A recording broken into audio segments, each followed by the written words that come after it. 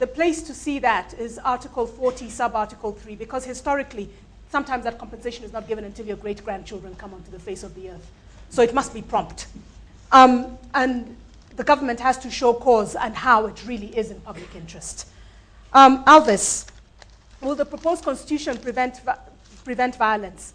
There are many things in here, and I will not be able to summarize all of them, but just a few highlights. One, you cannot practice ethnic hatred. The Bill of Rights prevents that. It makes it wrong, and it expressly says that that is wrong.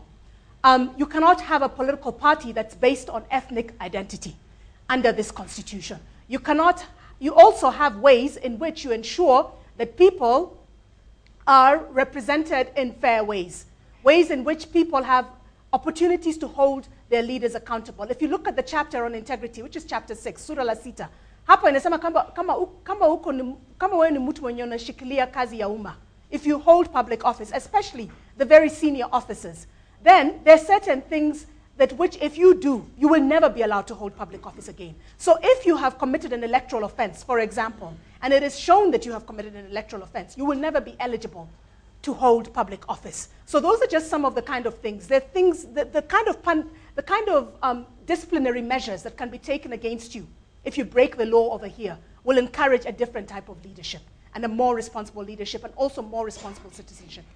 All right, go ahead with your question, please. My name is John Anuga. My question stems from Article 104, the right of recall.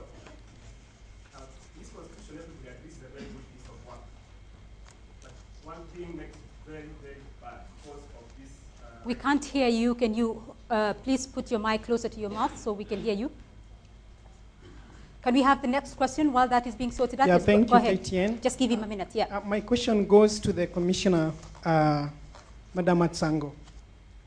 We have heard of late of some faithfuls who are going around telling us that the draft, if passed and implemented, it will actually come beyond the outlinage of the holy books that they use for their faith. And the clauses used here will go beyond, it will surpass the powers outlined in the holy book, like the Bible or the Quran. Is it true? And where is the clause? Thank you. All right, thank you. Go ahead, please. Yeah, as I was saying, the clause on 104 is a very good one, only that it was mercilessly killed when you gave the same parliamentarians to enact a way of their recall. Because you agreed leadership is a problem. Now, how do we expect them to legislate how they are going to be kicked out of parliament? I don't know how that's going to be I'm going to put the same question to you before you put it to the panel. What would you want your members of parliament to do? Before you talk about kicking them out of parliament, how would you like this region, for instance, to be governed? Okay, first of all, there's a very good comment that came from my friend here that we need not to recycle the old leaderships. But then there is also the issue of poverty. When we know politicians come and harp on the poverty and give us small things and then we vote them back. I would have liked the committee of experts to expressly say the rules that are going to play when a member of parliament is going to be recalled, because then it will be very difficult for them to change that. Because I fear if we give this loophole to them, they may never enact it, or they may bring in a rule that is very easy to flout. That's my fear. All right, remember, viewers and listeners, you can send in your comments as well and participate in this forum to our number 8040. Agenda 5 is in Kakamega today, listening to the people of Western Province on their views on the draft constitution and what they expect from the draft constitution and post-referendum. Atsango Chisonia, unfortunately, the other question is also being put to you. But before I come to you, let me get a comment from Tom there. The issue of the recall clause. The gentleman is asking, how do we expect members of parliament to implement that recall clause? Already, as we see, of course, yesterday, members of parliament were upping their salaries and so forth, avoiding taxation. How do we expect the recall clause to be implemented? That fear is real. I wouldn't agree more than that. But what I would like to say is that Parliament shall be composed of the National Assembly and senators. And the senators are the people or representatives that you and me are going to choose from each county to represent you. So what it means then, you must hold your senator accountable, because if that is what you want, if you want a particular clause or provision to be enacted, because Section 1, Article 104 in itself, Sub-Article 2, states that Parliament shall enact a legislation to govern the rules and procedures of recall. We must appreciate the fact that Parliament is a representation of the people, so it's not the people are the ones who give orders to the National Assembly or Parliament to enact the law. So you must ensure that the senator you send to Parliament does whatever you want. If he doesn't do it, then it's the same law that they shall have enacted, which will shoot them on the leg. You can use the same law to recall them. Catherine? I'd like to add, actually there is a very clear safeguard. If you check the schedule, Schedule 5 that shows which legislation will have to be enacted, if you look at page 190, it says that the right to recall, Article 104, the legislation on this article will have to be made in 2 years. It is very, very clear it will have to be made in 2 years. And now if you go to page 174, it actually shows clearly the steps that have to be followed for this legislation to be passed.